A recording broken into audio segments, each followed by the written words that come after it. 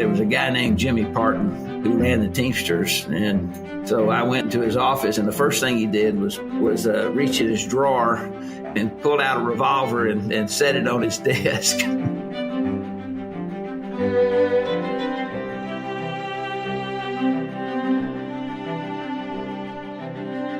Welcome to Conversations Around the Corner, where we talk to construction executives about who they are and how they got there, inspiring the next generation of construction leaders. My name's Matt. And I'm Eric. Our guest today is Cleve Whitener, CEO of Lauren Engineers and Constructors. Since 1984, Lauren Engineers and Constructors has been designing and constructing highly specialized facilities in the chemicals and polymers, power, oil and gas, and refining industries. Cleve has over 44 years of experience in ownership and management of engineering, procurement, and construction companies. He took his BA at Southern Methodist University in mechanical engineering and did graduate coursework in business administration at University of Texas at Arlington, as well as coursework at Dallas Theological Seminary. In our conversation today, we discuss how building owners have changed, hunting dogs, and the problems with 5-year plans. We hope you enjoy the conversation. So how long have you been in Abilene? Let's see, 24 years. And you grew up in Dallas, is that correct? I did. Tell us a little bit about your family. Like, what did your father do? Well, my dad was an attorney, and my mom was a stay-at-home mom. You know, we grew up in the 50s and 60s, so that was it was a different time. We, moved to Lake Highlands when I was 8 years old. We'd lived down on the coast for a little while, and then we lived close by Lake Highlands. But Lake Highlands was a new school. It was a part of the Richardson schools, and we moved out there. I moved there in third grade, there before the third grade. So my mom still lives in the same house. That was 60 years ago. So yeah, and Dad lived there until he passed away 3 years ago. So that was kind of like typical post-war boom area, right? New development, new schools, expanding neighborhoods era. Is that right then? Yeah, very much a middle class, neighborhood. The typical house was a 3-bedroom, 2,000 square foot, 2-bath house. I think probably every house on our street was, while they were individually built in custom homes, they were all, I think they were all just about the same. In our house, I have 4 brothers, four brothers and sisters, two brothers, 2 sisters, and for a long time, my granddad, because my grandmom died when we were, I guess I was about 12, and my granddad came to live with us. So in one room, I had 2 brothers and a granddad that shared a fairly small bedroom. All right. But that was, that was a different time in the U.S. It's certainly, we always have fond memories of childhood, but I actually think that was the best time for America. Do you remember learning anything from having your granddad live with you? Well, we all of us learned patience. Granddads, especially then, they were, you had to be patient with him, all 3 of us. So there was something about intergenerational living that I find fascinating, that it seems as though our culture has gotten a little bit away from these days. And that's, sometimes I mourn that we don't do that often. Yeah. Well, my grandparents were, my granddad was a farmer. And so he lived on the farm. And my dad grew up on the farm, which is pretty typical, and especially in Texas, back in the 30s. That's what people did, was they farmed. And so my brothers and I, we spent every summer on the farm until Granddad moved in with us. So, and where was the farm? It was near Waco, Texas. Small farm, but we didn't recognize that as kids. We had a great time. So, we worked and of course played, and we were already used to my granddad, and that we spent the summers with him, and of course my grandma till she passed. Yeah.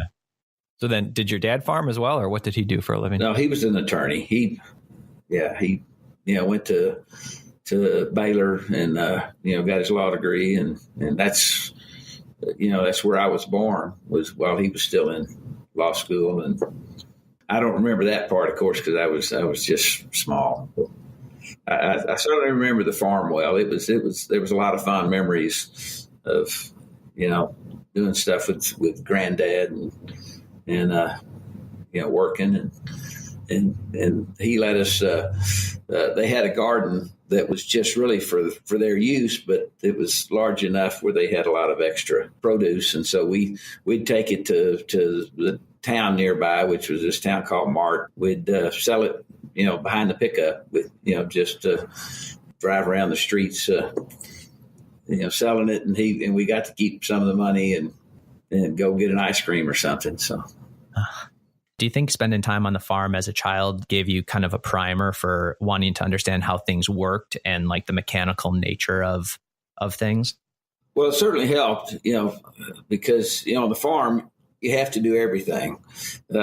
So, right. If the tractor needed fixing, you didn't call a mechanic, you fixed it. If a fence, was broken, you fixed it. And certainly, so it was very much manual labor. So you learned a lot about manual labor, so I'd say that it certainly was a good experience from that standpoint.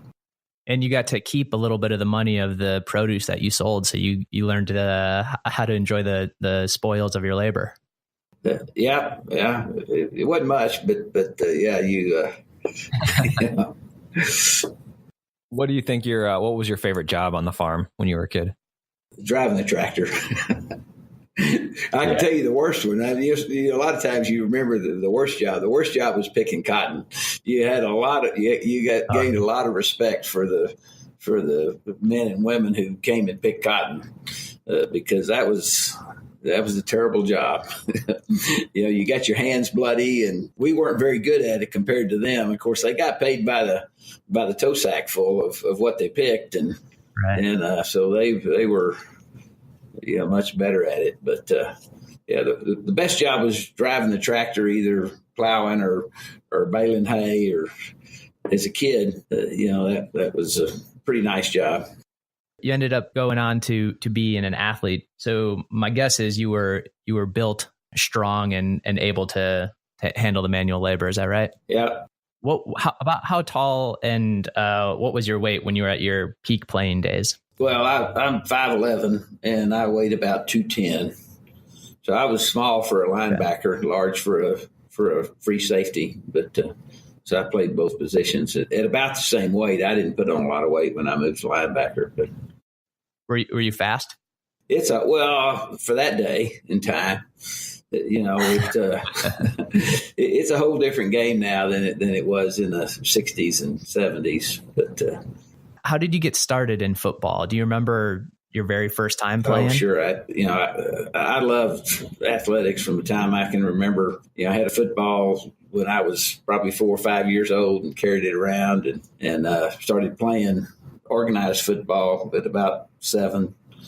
I played baseball too. And basketball. So athletics was a big part of our growing up. There's no doubt about that.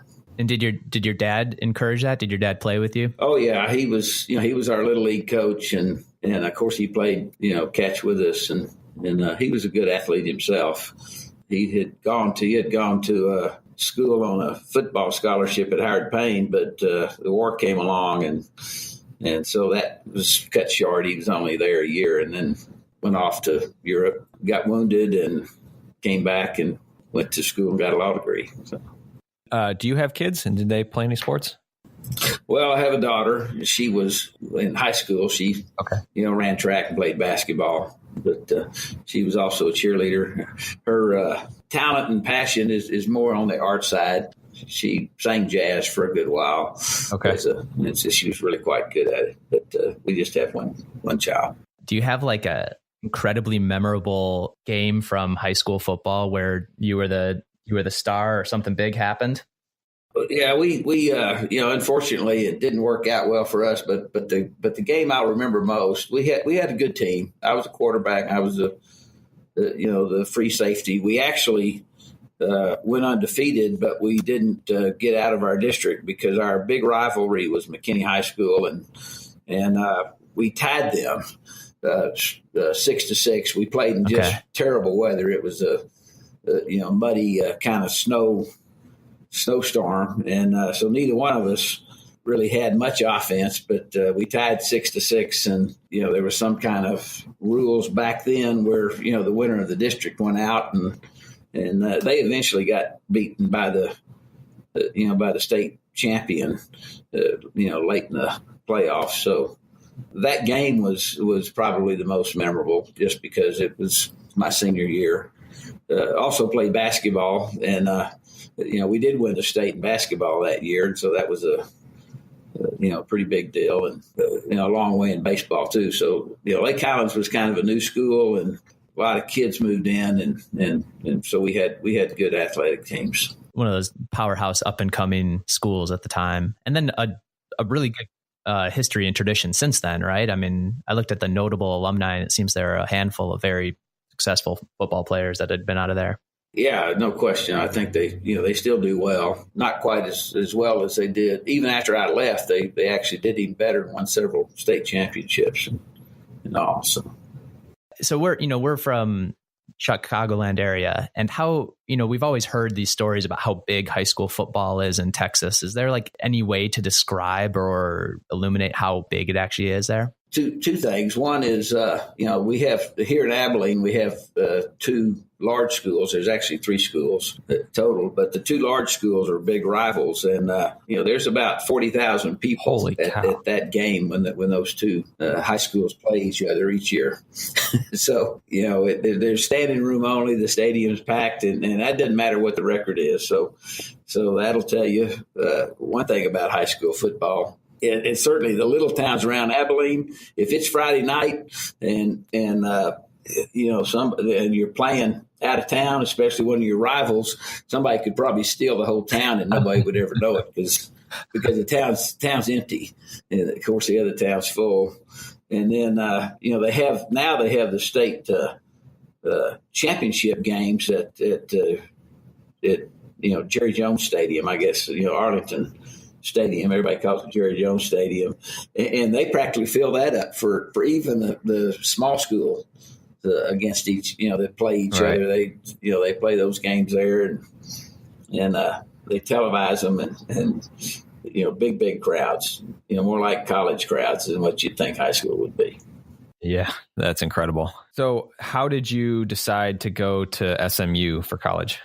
Well, I went on football scholarship, so that's the easy answer. Yeah, right. There were two or three schools that I could have gone to, and SMU seemed to be the one that was recruited me the hardest, and it was right there in Dallas. Okay. They had a good engineering school at that time, and it was really a pretty easy decision.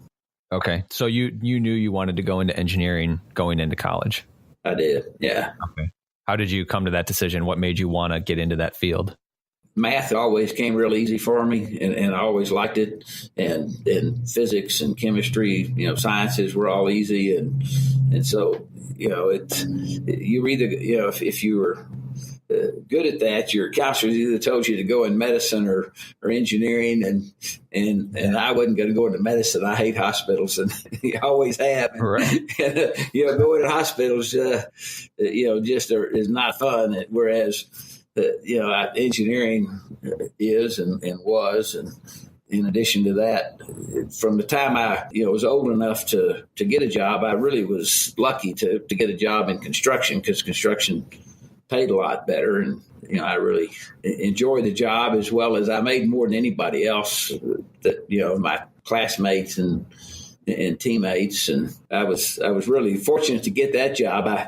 I showed up at this construction site. Actually, they were building the high school, that Lake Highlands High School, a brand new school, and they were building it. And I showed up and to apply for a job, and one of the guys didn't show up that day, and they put me to work right there. Oh, that's great. So it was good timing. And because that was, as I said, a lot better job than sacking groceries or working at the gas stations. I know you guys are young enough where you don't even know that nobody pumped their own gas back then. You had people who pumped your gas, and that was a common job, was either working at some grocery store or filling station or maybe a local retail store. So construction paid about 3 or 4 times what those jobs did. Thinking about your college career, were there any professors that really had an influence on you? Athletics was always a lot more important than studies. I mean, I did real well in studies, but you spent each class, you had a different professor. You took a class and then that was it. Whereas you had the same football coaches for all 4 years, and you spent you spent the whole afternoon with them every afternoon of every day you were on campus. Other than Sundays, you were down at the athletic department. So coaches were a lot more influential than teachers. Did you have a particularly inspiring coach?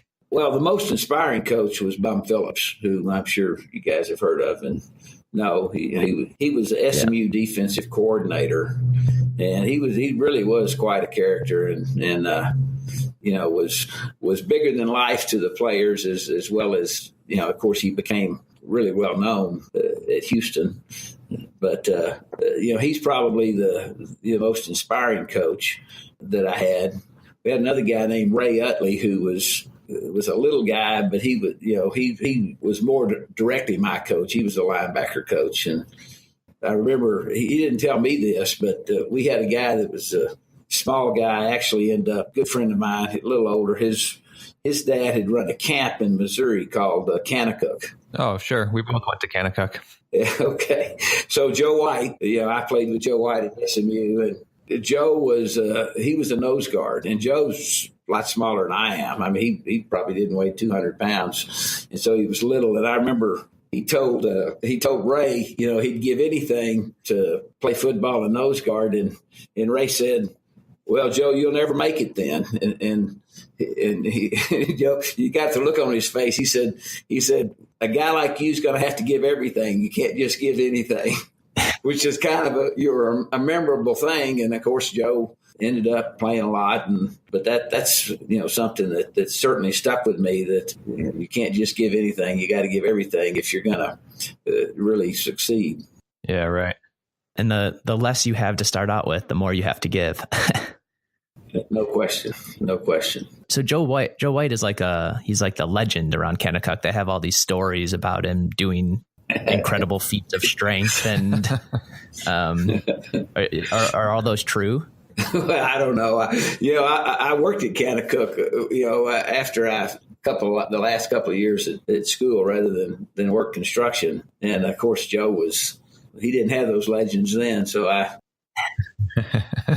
but Joe's a great guy, and obviously, has done really, really great things for Kanakuk and for the Lord. So. Right out of college, you had a half year where you went to work, but then you did 1 year where you went back to seminary. Were you just kind of contemplating what you wanted to do with your future there, or you just had a break in work and you just thought you'd go back to school for a bit? Or no, I was still contemplating what I was going to do at that point. I thought it would be great. I never thought I'd be a pastor, but I thought it'd be great to be a coach at a Christian school. Probably there weren't a lot of Christian high schools then. There's a lot of them now, but there were a lot of colleges, small colleges and so I just thought that teaching and coaching and teaching in a Christian school would, a good vocation. So that's really why I went back to the seminary to kind of prepare for possibly doing that. Yeah, having an impact in kids' lives and a form of ministry as vocation. Yeah, exactly. What then led to you deciding not to do that and going into the workforce? Well, that's, I fell in love and got married, and we needed to make a living for one thing. But I always, and I also, I went to seminary, and while it was great, it really wasn't what I thought it would be. Just construction really was very interesting to me, being a builder, creating things from scratch. And so, needing a job, I went and I got a job with a company called Sam P. Wallace, and, they were good to me, and, I never looked back. What was your first job with Sam P. Wallace? Were you doing project management or? Well, I was just a field engineer. Fortunately, then they also had a training program, and I got in that training program. So I had a lot of different jobs with Sam P. Wallace. They had a design group. I was in the design group for a little while. I was in estimating for a little while. I became a field engineer on a hospital, and then I became a field engineer on a power plant, and that really kind of excited me, building power plants, building refineries, and so that's where I gravitated in Sam P. Wallace. I worked there for 10 years. And that was a booming time for oil and gas in general, right? Yeah, and power plants too. There was a lot of coal-fired plants being built. We built a lot of plants. I moved around some building those plants, and the best job in construction is a project manager job. That's what I think most college graduates that go into construction aspire to become, at least as soon as they can. And I was fortunate to have that good opportunity pretty young. Built the Nebraska City Power Plant as the project manager, and then moved to Atlanta and eventually became the division manager, and then title of president of Wallace Power and Industrial. Okay, so that was a subdivision of Sam P. Wallace's the power. That was it was their industrial, their power and industrial division of Sam P. Wallace. Was there anything that led you to that area of the company in particular, the power and side of things? Yeah, I thought the work was most interesting. It involved a lot of engineering and construction. Sam P. Wallace was they really started out as a plumber. I mean, Sam P., that's what he was a plumber. Okay. And they became, a pretty significant mechanical contractor. And that part of the business was just a lot more appealing to me. I thought the projects were a lot more interesting, a lot more challenging. They were larger projects. So what I wanted to do, the company wanted me to go over to their automatic sprinkler system and become the manager of that. But that just didn't have much interest to me, running sprinkler pipes and right. installing that. So, I got to use more of my engineering background, and a lot bigger projects. You have projects that have, 5, 6, 100 people and more building them. And so that's just a lot more appealing to me. What do you think some of your most memorable moments were those first couple of years working, being a young guy out on a job site? There's no doubt that it's the people interaction. When I went to Nebraska City, the unions at that time were very strong. The unions have kind of gone by the wayside now, except in California and up along the Great Lakes and in New York, along the East Coast. But, I got there and ran into both union BAs and union stewards and even the general foreman, so that's... Dealing with those union issues were, for a young guy was, could have been intimidating because they tried to intimidate you. But, right. We had to walk out. I remember having meetings with the BA. My wife was teaching school there in Nebraska City. And, she had some of the kids of the pipe fitters. And, oh, wow. It scared her because they were coming up and said, your husband's going to get, he's going to get hurt. Those pipe fitters. So, but that it was just threats. I didn't ever really think I was going to get hurt, but they tried to intimidate you. But that was, again, that was another time. You don't have that now.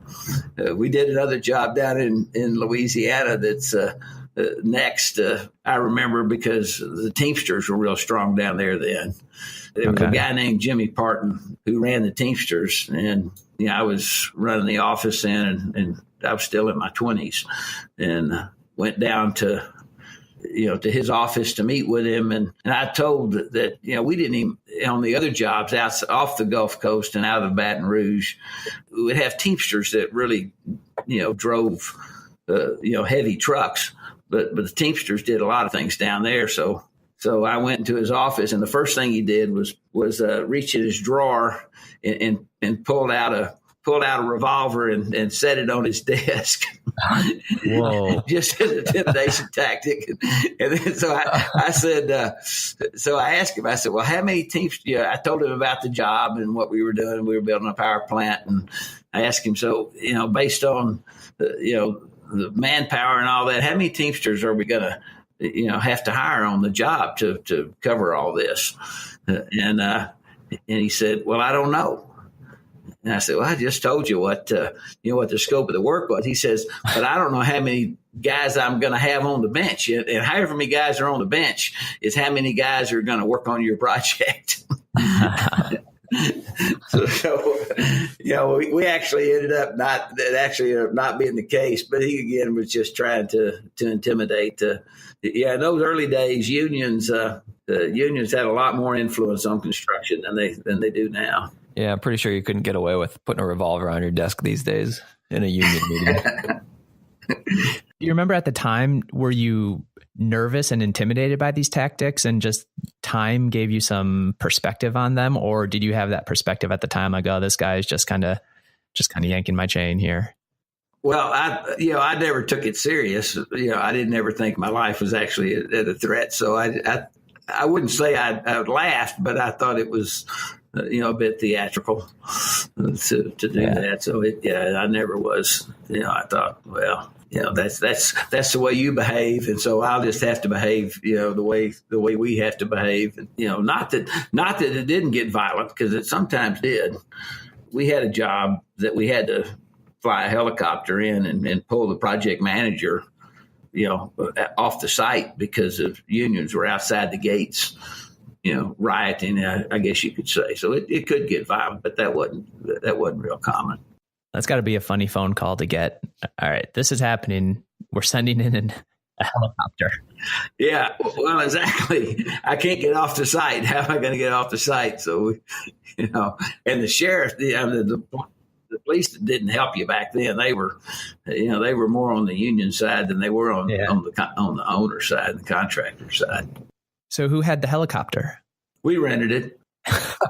You rented it from a helicopter service, and got the guy out of there. And then obviously you had meetings with the unions, and eventually you got things squared away and you went back to work. But that took about a week to get that one squared. And now, what type of conflict was there that would cause that type of rioting? Well, not doing what the unions wanted sometimes.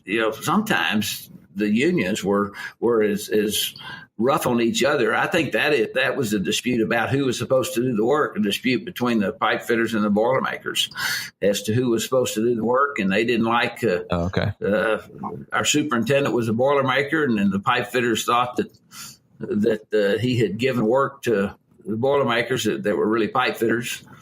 Certainly the non-union work caused it a lot, but in that case, it was just a dispute between one union and another one, and they thought we were siding with one in favor of the other. Do you think over time, obviously the labor situation has changed, do you think we're much better off today, or is there something that you think we're missing from the labor situation today?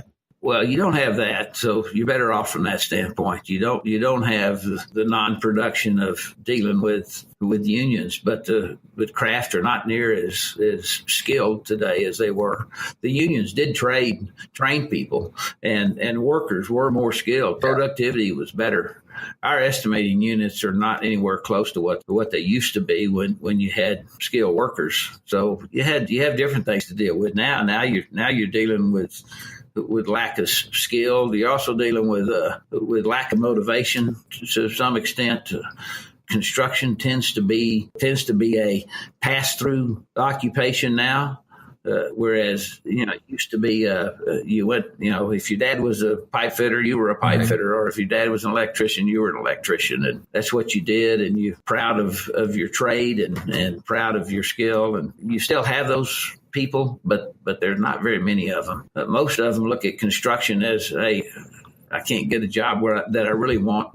And I'll go do construction for a little while. And so we see a lot of turnover in the industry, which is kind of a shame because you don't have the skill level that you had. But on the flip side, you don't have to deal with the union nonsense either. But in some ways, I'd rather deal with the union nonsense than the frustration of not having a workforce that's skilled. Right, not being able to do the work. That seems to be a common theme with a lot of the people that we've talked to recently, just kind of a labor force issue and crisis and that people see coming up in the next couple of years. What do you think a solution for that is? Well, that's a good question. Certainly, one solution that's happening is immigration. Obviously our company we can't employ anybody that doesn't have a Social Security number and doesn't either have a green card if they're not a U.S. citizen or not. But the construction industry, as a whole, especially the home building and light commercial industry are just, there's a lot of immigrants working in the industry. So that's one solution is I do think, I don't think we're going to fix it. Right.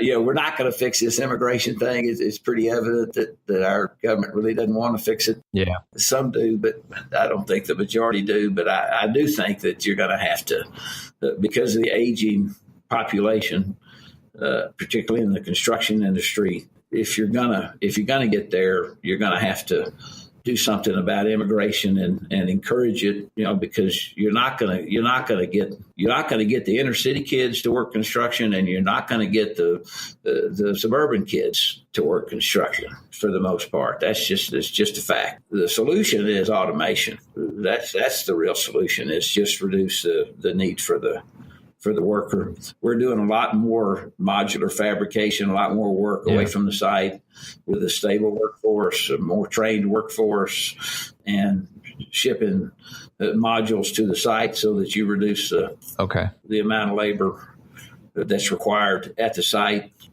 I'm not sure the industry's actually figured out the solution to that because owners are not happy with what things cost now. And of course, we're not happy with the production that we get.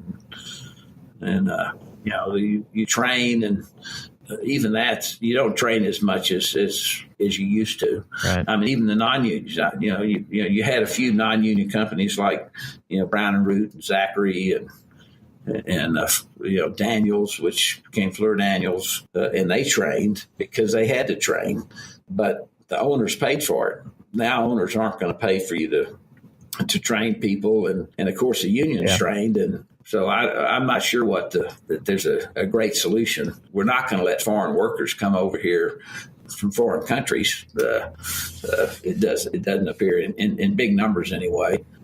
Right. Yeah, that seems to be a theme across a lot of industries, is trying to use automation in your shop to do as much prefab as you can. It just seems to make a lot of sense. And as automation continues to get better and, these robots can do amazing things, do whatever you can that way and then see what you can do on the site. Well, and there's not a lot of automation on the site now, but that's going to come. Right. Yeah. The next generation that's accustomed to computers doing things and more accustomed to robotics and things. It'll come even on the site, but you don't have a lot of it right now.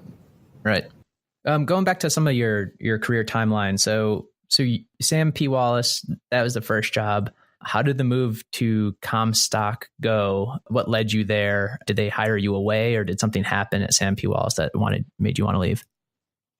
Something happened at Sam P. Wallace.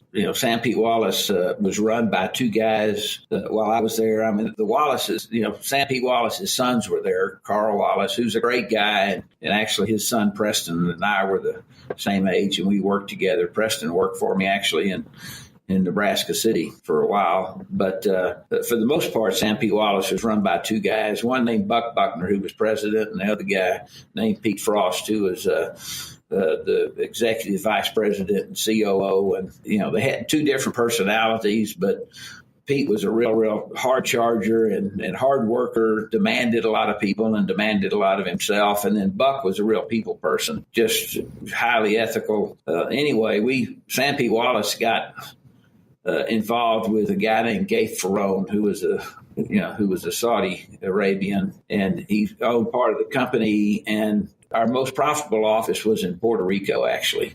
And the guy in Puerto Rico, was from Houston. He was a plumber. He was a Hispanic plumber from Houston. And Sam P. Wallace had that office. They never could make any money over there. And then they moved Al Rodriguez over there, and Al just turned things around and was doing great. And anyway, Gaith Ferrone, and I know we're taking a lot of time here, but I think it's an important story. Important story for me because it made me change from Sam P. Wallace. So anyway, Gaith Ferrone was under investigation by the State Department because of his banking. This was in the Jimmy Carter presidency.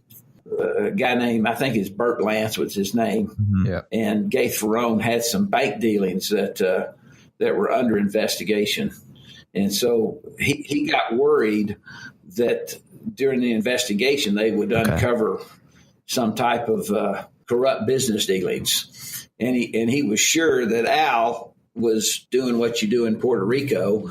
And he was concerned that he'd get in trouble. Mm-hmm. If they investigated it, well, how's Sam P. Wallace doing work in Puerto Rico and making so much money, et cetera? So he fired Al Rodriguez and Buck Buckner. He quit as a result of that because he just didn't think it was right. Al had been a loyal guy to him, and so he just stood up for Al and quit. And it changed the company, and they promoted a guy named Bob Marvel who had run the Houston office and that was Sam P. Wallace's largest office. And he and I didn't see eye to eye about things at all. I was running, Wallace Power and Industrial, and he sent guys to a couple of our sites without even telling me. And anyway, I got crosswise with him, and so I quit and went looking for a job. And Comstock hired me, and that was good guys and a good company, and that's actually how Lauren got started was under Comstock, and then they got bought by foreigners, and kind of the same thing happened. So I ended up starting Lauren and leaving Comstock, but interesting. I left Sam P. Wallace just because the company changed, the leadership changed. And that sounds like a formative experience for you. And did it shape the way that you viewed how company leadership should act broadly? And did that something that you took on with you to your next positions? Well, I think Buck did and Pete did. I mean, the combination of those two guys, they created a tremendous amount of loyalty because they gave a tremendous amount of loyalty. And so certainly I would say, those two guys had more influence on my management style. And Pete gave the combination of that, you work hard. That's, I think, hard work is one of the most important aspects. And Buck gave the deal that you treat people right and you treat them with respect. And so, I'd say that those two guys had a lot of influence on what I hope we do here at Lauren. I hope we work real hard, and I hope we treat people real good. So, what are some examples of the right way to treat people in your organization? Our core values, are important to us, and I guess those are, if you follow those examples, if you follow the core values, you'll treat them right. And I assume you know a lot about me, so you've probably been on our website, and those core values are there. But we believe that not just our purpose, but everyone's purpose. Our primary purpose is to love and honor God and serve others. We have 7 core values, but I think they could be boiled down into a little shorter deal than that. You got to be good at what you do. You got to excel. And if you do that, then you'll get repeat business and you'll have loyalty from your customers. And then if you challenge people, promote them at where they can and encourage them and always put them ahead of profits or anything else. And then, our last core value really is about encouraging them to take risk, that are responsible. But then if those don't work out, you forgive their mistakes, and as long as they're honest mistakes, they know that they're safe to take those risks, and if they succeed, they're rewarded, and if they don't, they get another chance. I think that's that's what you got to do. You got to challenge people, and you got to reward them when deserve rewarding. And if they fail, done their best, and they've done their homework, and they weren't lazy and they weren't stupid, then you say, hey, that didn't work out. We're gonna forgive you and move on. So that's It's just key. People are what make the business fun, and they're what make the business successful. Yep. Do you have any examples or stories of having to make a tough choice because it was the right decision over a profitable choice?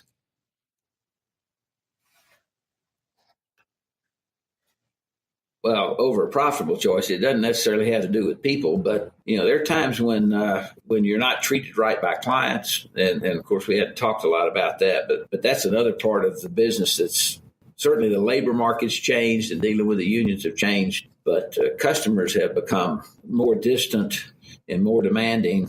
So there's times, especially since the 2008, what I'd call 2008 changed. I think it changed our business. It probably changed America, but it certainly changed our business. And so there's been times since 2008 that we've worked for people who were not only unreasonable and dishonest. You've signed a deal and you live up to your end of the bargain. And we've had a couple occasions that, that we did that, and it didn't work out so well for us financially because, we ended up not doing business with honest, forthright people, but you still do it. And in the long run, it's the right thing to do. Whether it works out financially or not, it really doesn't matter. Right. So you'd say since 2008, owners have been more prone to kind of move the goalposts in the middle of a project? Yeah, owners, I think since then, first of all, the economics changed, and I use that because I didn't notice it before. It probably was happening before. Upper management of companies distance themselves from contractors and projects. It's hard for us to develop close relationships and what I'd call friendships with senior level people in our major customers now, where that didn't used to be the case. But now, and I really feel like they do it because if they want to move the goalpost, as you say, then they're moving it with somebody that they really don't have a relationship with. And so that's a real challenge now that unfortunately I think that they're more focused on short-term profits and their own well-being, if you will, than they are on what I still think most contractors in the industry are focused on. Sometimes we don't have a great reputation, but I think that's undeserved. At least all the peers that I know, and they're very honorable people who want to do a good job and aren't out to shortchange anybody. But I do think that owners are, first of all, they're tougher, and some of it has to do with we're not getting projects done, on budget and on time the way we used to. Now, the owners don't recognize they're a large part of that, but irregardless of the reason, the senior management of those companies, they really don't get involved in the reason. They just know it's not happened, and they're going to take it out on the contractor rather than look in their own organization to see why something's not happening. I do think that the business climate has changed in the last 10 years. So you would say, obviously, relationships are very important in business. How important is it? We're from Chicago, so we're kind of Northerners. How important is it being from the South, being local to getting business locally in the South? You think that's a big part of your business? It's still important, but I'd say across the U.S., and I'd include Canada, people are pretty open. They don't just do business with the local contractor. They're open to developing relationships with others. Probably less so in the U.S. than it is in other countries. You go to India, we've done work in India, and it's a lot more important there still. Okay. For sure. And I think other places that's the case too. Okay. Foreigners come here and they're immediately welcomed and compete against us. And, that's not, the reverse isn't true when you go to another country. All right. You transferred from Sam P. Wallace. You went to Comstock. How then did Lauren get born out of Comstock Mechanical and then become private on its own? Comstock got foreign ownership. A company called Speed Batignolle, was a French company, acquired Comstock. And Comstock, I had started Comstock Mechanical and actually had started Lauren as a non-union part, because in the South, Comstock was a union company totally. Right.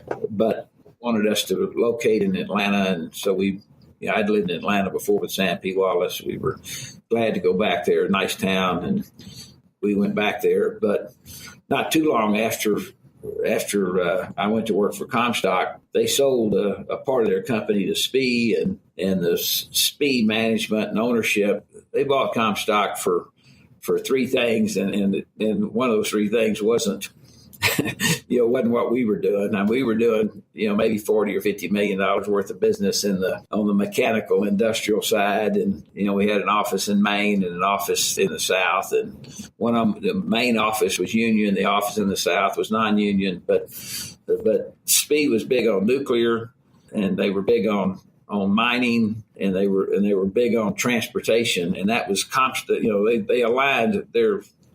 That's why they bought Comstock, was for those three reasons. Comstock was, real involved in all the rapid transit systems, BART out in San Francisco, MARTA in Atlanta, and of course in New York. They had started in New York and the New York transit system.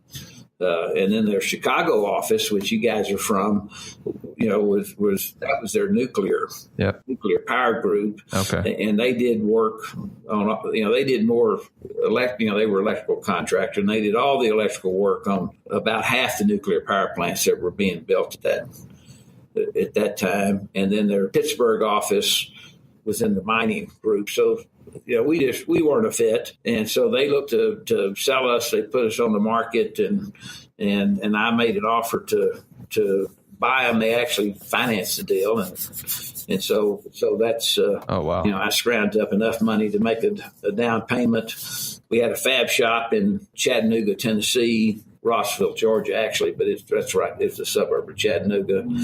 And we sold that fab shop to a local guy he's actually in the asphalt business, but that's really I used the cash from the sale of that to pay the down payment, because I made a deal with them and then went out and found somebody to buy that fab shop and put some money in myself. So that's how Lauren got started.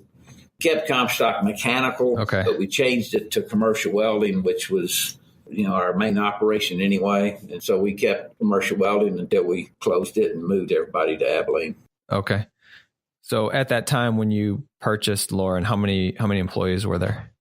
We had about, in terms, of course, the main shop was union. So, most of the employees up there were union, but we had about 15 or 20 that were, commercial welding employees. And we had about 15 administrative employees in Atlanta. Okay. And we had a small office in California, and we had a small office in Texas. So, and then, craft wise, that goes up and down.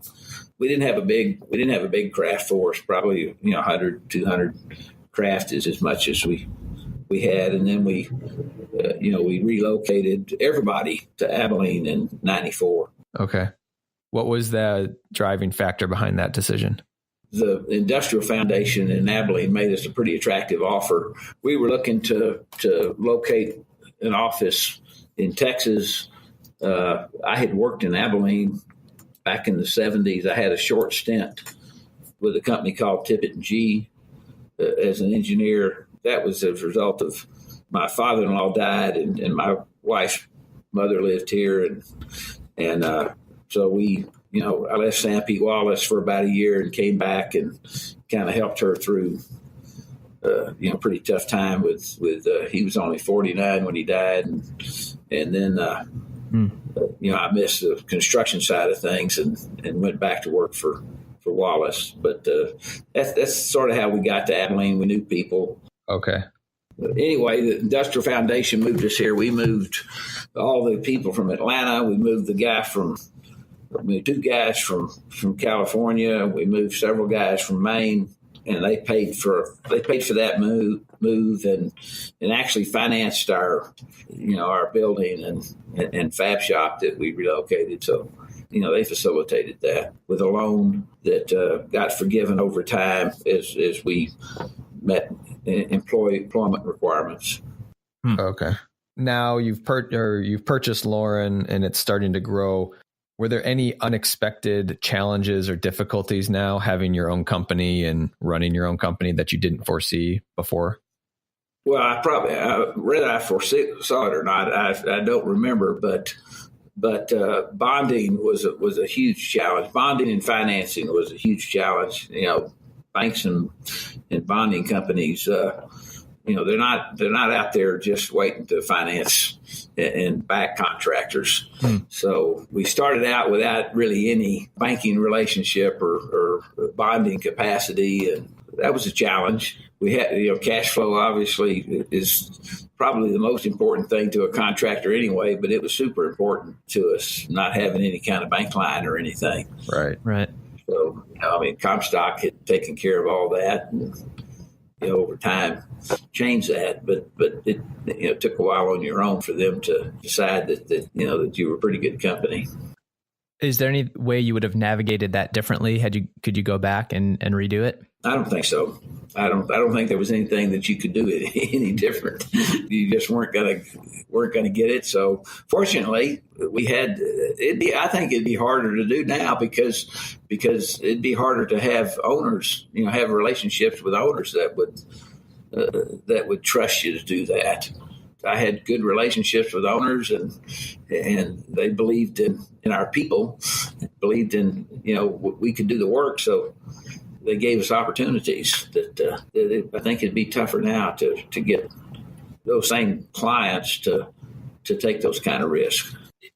If you had to go back and give yourself like a piece of advice when you were first starting your career in construction, what would it be? Well, I guess I'd give the advice that I heard a guy named Fred Smith, not the Fred Smith that started FedEx, but he was kind of a motivational speaker. And I remember I was at a conference. I don't remember what the conference was, but he was the speaker. And he said, a young guy, I just started working for Sam P. Wallace. And he said, find something that you like to do and get really good at it. And you'll always, be needed. And I just think that's good advice. Pretty simple advice, but you need to work doing something that you like, and you need to really work hard at getting really good at what you do, and hopefully that won't be something that just gets totally obsolete, and certainly. So that's why I'd advise anybody in construction, if you're going to be in construction, first of all, you got to like it. Or if you're going to be an engineer, you got to like it.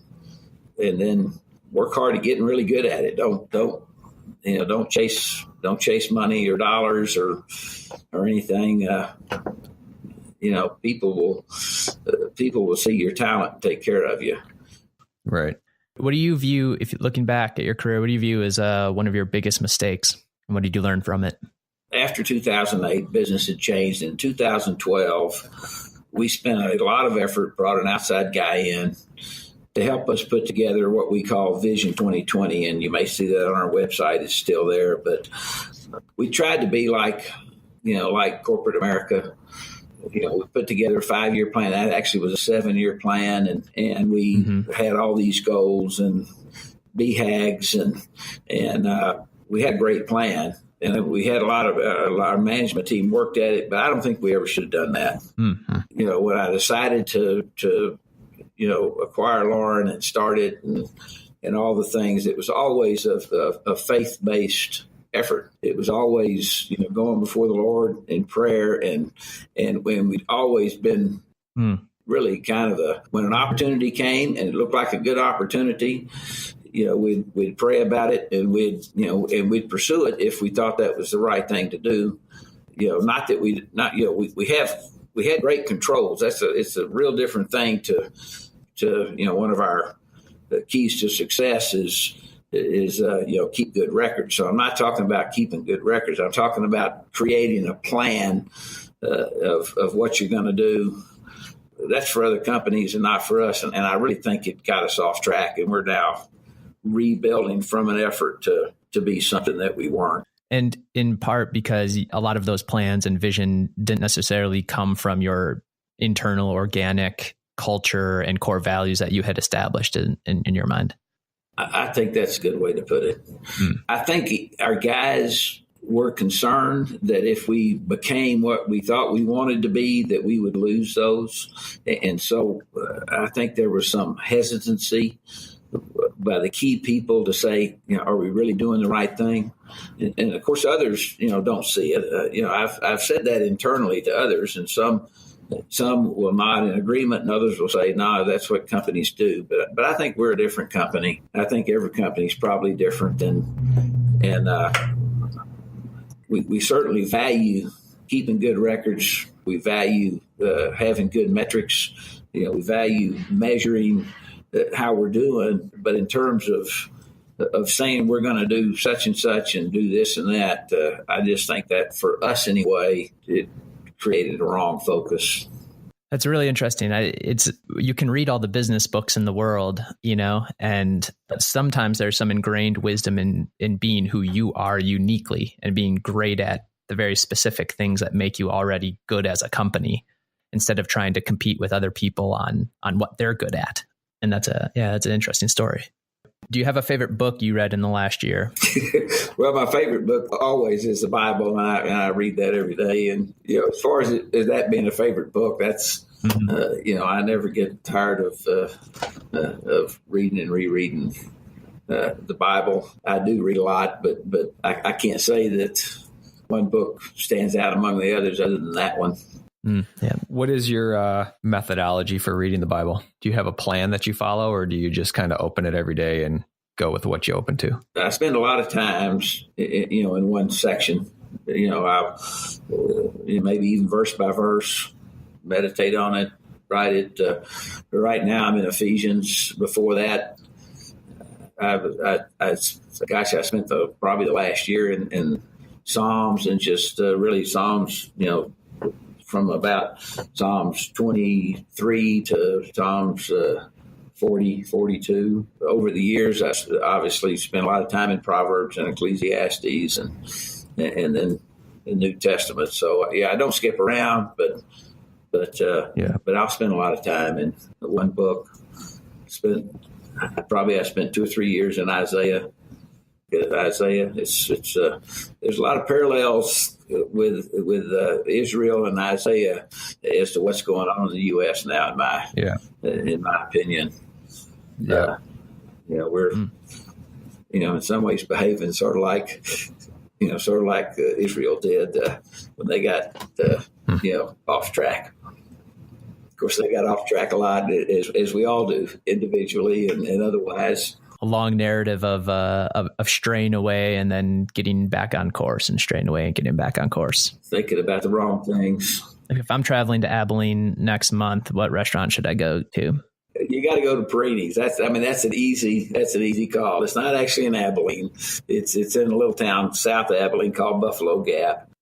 But Perini's is easily my wife's and my favorite restaurant. It's a steak place. Tom Perini is he's an Abilene native.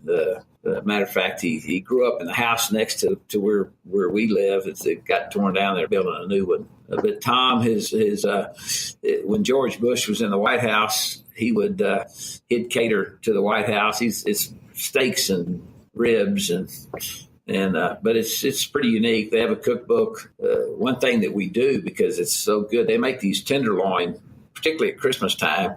They started selling them through Neiman Marcus, and they turned out they had a bigger volume of business selling tenderloins at Christmas than they did the rest of the year combined. And the tenderloins are unbelievable. The way he seasons them, and you can't get them in the restaurant unless you order ahead of time, because it's not on the menu. But Perini's, if you come to Abilene, it's in the book, one of the 50 best restaurants in Texas and all that. So it's a pretty easy call. There's nothing else in Abilene that even, comes close to its food or reputation. And what's your favorite cut of steak? The filet. They're known for their ribeyes, and I like those too. But I just, if I go someplace, I'm more likely to order a filet than a ribeye. You mentioned bird hunting earlier. Do you still hunt? Oh yeah, that's sort of my passion.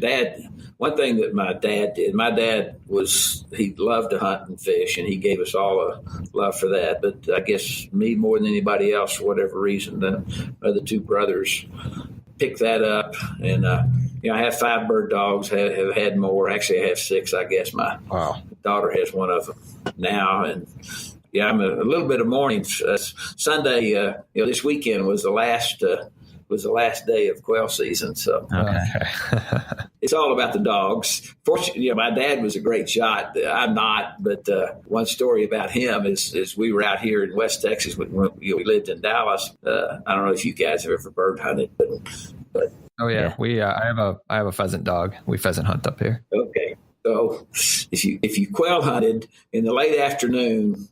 Birds will go to roost, and they roost out in the open on the side of a hill usually, and so it was late in the day, and the dogs pointed to birds that they had just gotten on the roost. It was the sun wasn't down, but it was pretty close, and we had just this unbelievable covey rise. Birds just kept getting up. They didn't all get up at once and fly away like they normally do. I guess because they were just getting on the roost. So anyway, and this is the only time I've done it that I can think of. I actually shot 3 birds, and got all 3, and I was real excited. And I turned to Dad and I said, "Get the dogs back in here. We got to pick up my 3 birds." And his comment to me was, he says, "We'll get your 3 as soon as I pick up my 7." He had killed 7 on the rise. He could reload his gun and he hardly ever missed. So that was that's a quail hunting. It's all about the dogs, and every one of them has a different personality, and you get to I don't guess you could say a dog's best friend. A dog is a man's best friend, in that I have 5, and I'm just as passionate about any one of them. But they're all the way from a year and a half old to 13 years old. Wow. So, yeah. What kind of dogs do you have? Well, I have 2 pointers, 2 Brittany's, and 2 short hairs. Okay. And all 6 of them have totally different personalities. But obviously the breeds tend to have their own set of personalities. But so. Yep. Yeah, we have a yellow lab that we pheasant hunt with. Oh, so yeah, that's great. We do a lot more snow and cold weather hunting up here. Yeah, it's.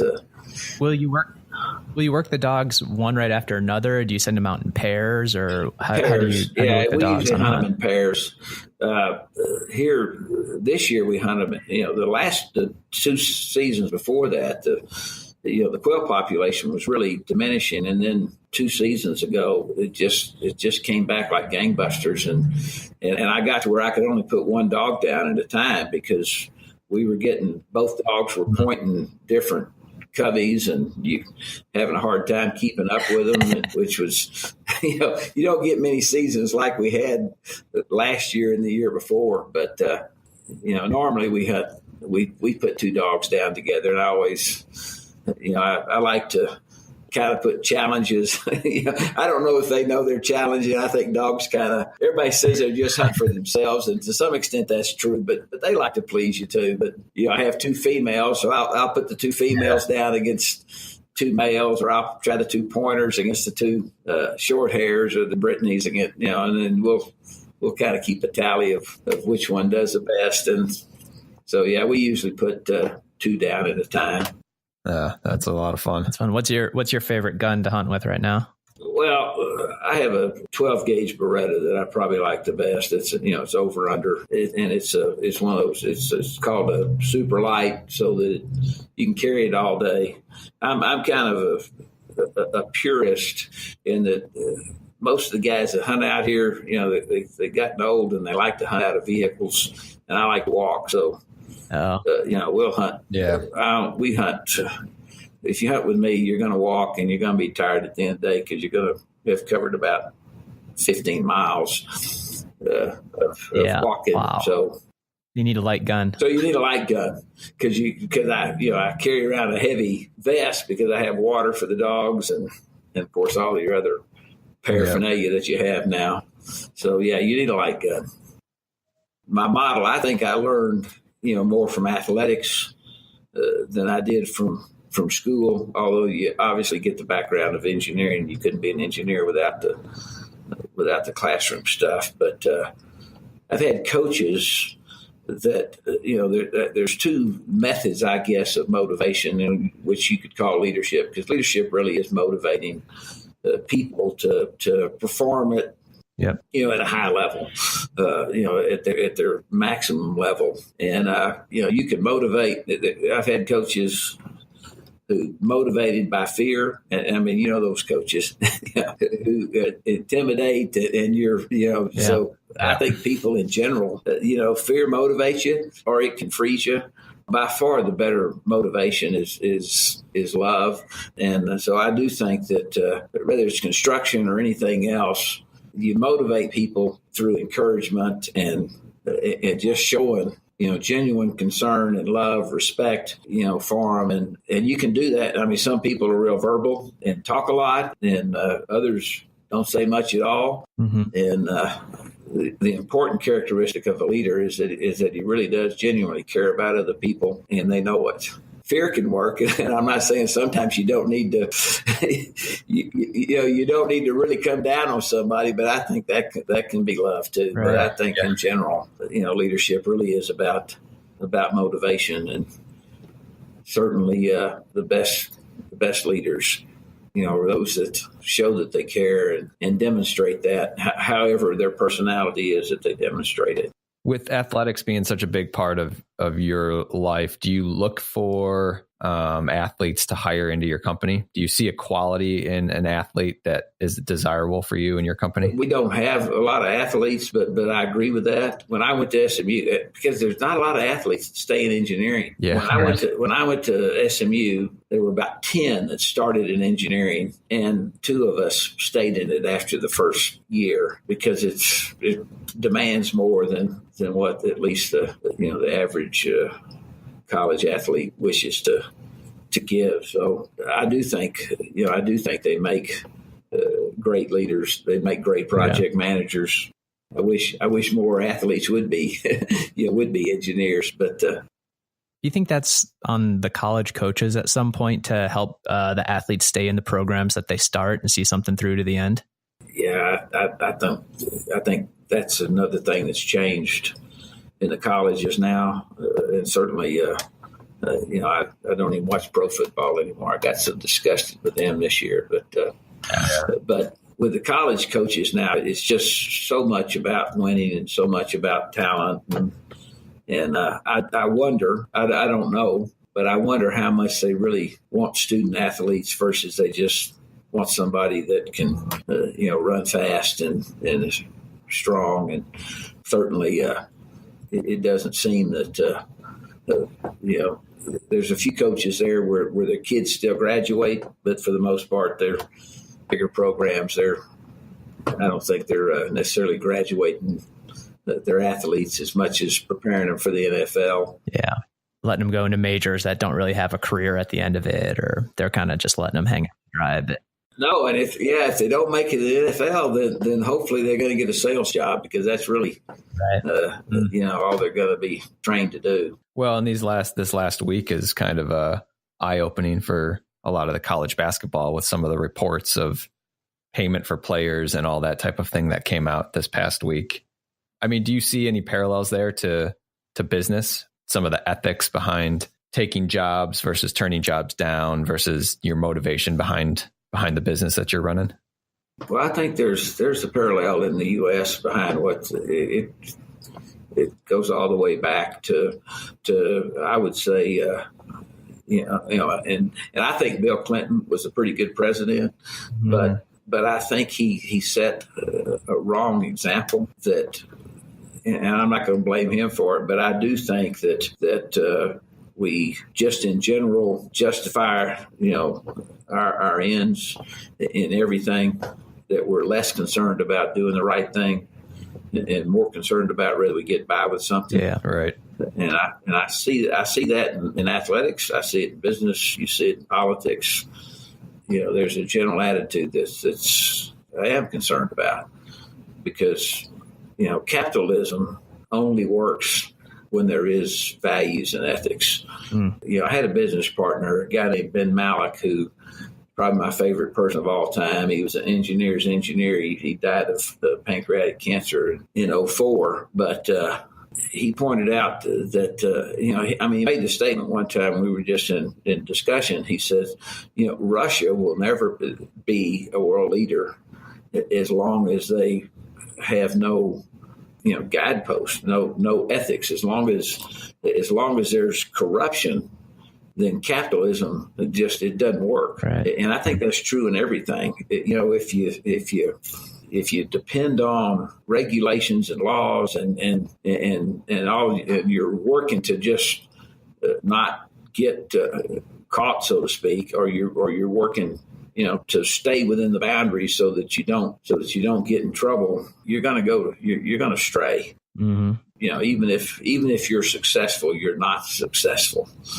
And I hate to point out Bill Belichick, because a lot of people think he's the best coach ever, but right. I think he's the definition of if I can get by with it, I'll do it. And I think that's a very dangerous place to go, and particularly in business, because capitalism doesn't work if you have that attitude, because it eventually takes you down the wrong path. It comes back to get you. It's just on what time frame, right? You maybe get away with it for a while, and people tend to perceive that as success. But eventually that falls down, and having a strong moral foundation doesn't, it always serves you well. It never comes back to bite you.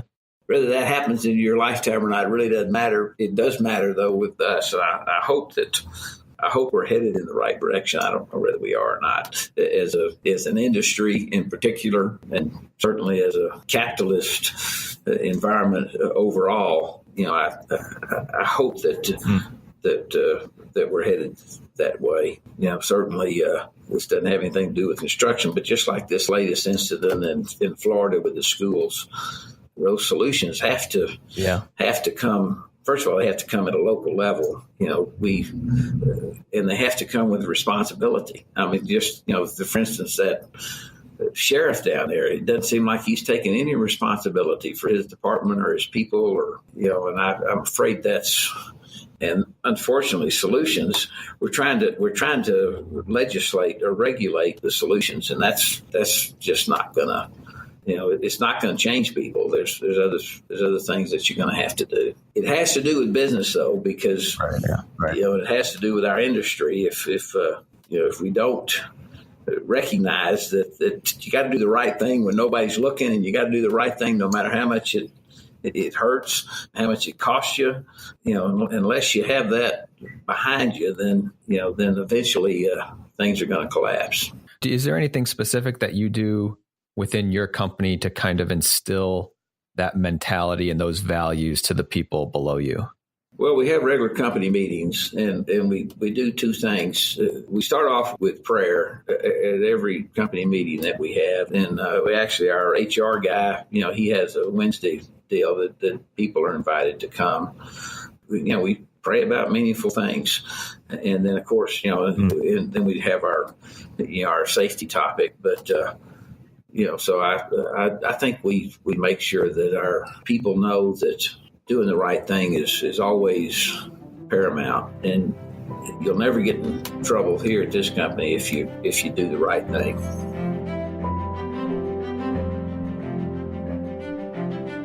Thanks for listening to Conversations Around the Corner, produced by WallProtects, the designer and manufacturer of wall protection products for healthcare, hospitality, or any commercial building.